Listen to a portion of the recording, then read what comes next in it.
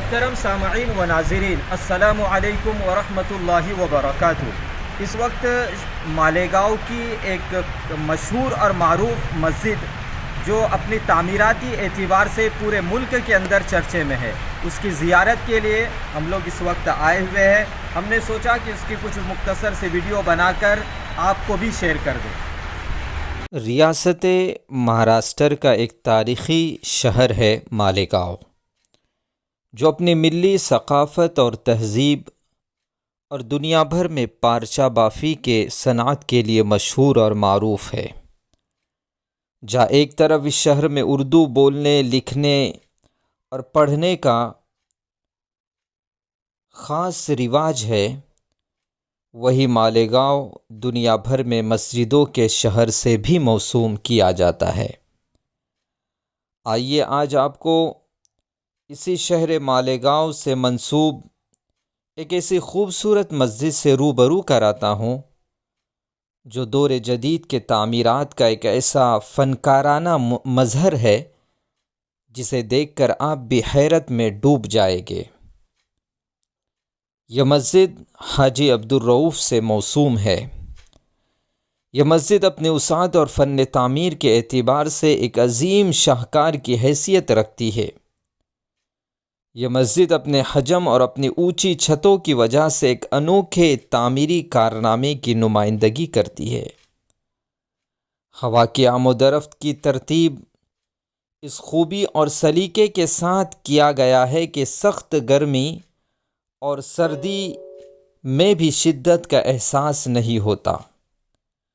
قدیم صالح اور جدید نافع کا خوبصورت توازن اسے ملک بھر کی مسجدوں میں منفرد اور ممتاز مقام عطا کرتا ہے۔ اس مسجد میں کی گئی نقاشی کا کام آنکھوں کو حیرت زدہ کر دینے والی ہے۔ مسجد کے در و دیواروں کو قرآنی آیات سے مزین کیا گیا ہے۔ سنگ مرمر اور مغلیہ دور کے طرز نقش و نگار نے مسجد کی خوبصورتی کو مزید نمایاں اور حسین کر دیا ہے۔ اس مسجد میں ایک وقت میں 5000 سے زائد افراد نماز ادا کر سکتے ہیں۔ اس مسجد کی عکاسی کاری اور متنوع اسلوب دیگر مسجدوں سے مختلف ہے۔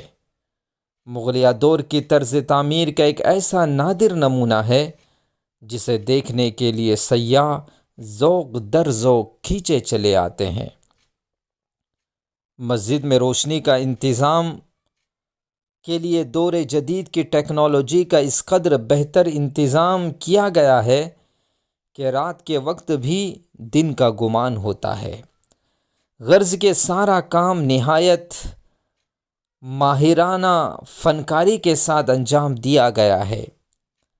اس کے محراب پر خوبصورت اور سفید نقش و نگار بنائے گئے ہیں، جس کے بالائی حصے میں بہترین رسم الخط میں کلمہ طیبہ منقش ہے۔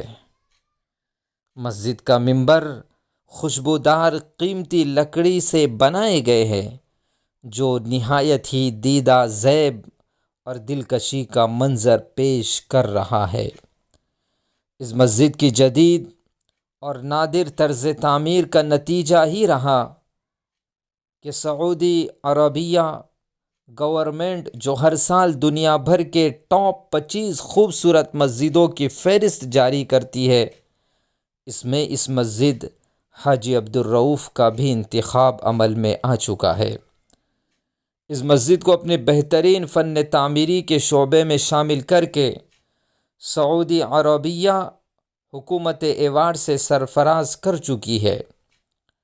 اس مسجد کے قالین کی خاص اوصاف یہ ہے کہ اس میں وہی قالین بچھائی گئی ہے جو مسجد نبوی صلی اللہ علیہ وسلم کے ریاض الجنہ میں اب تک بچھائی جاتی رہی ہے، جس سے اس کی عظمت اور رفعت میں مزید اضافے کا باعث ہے۔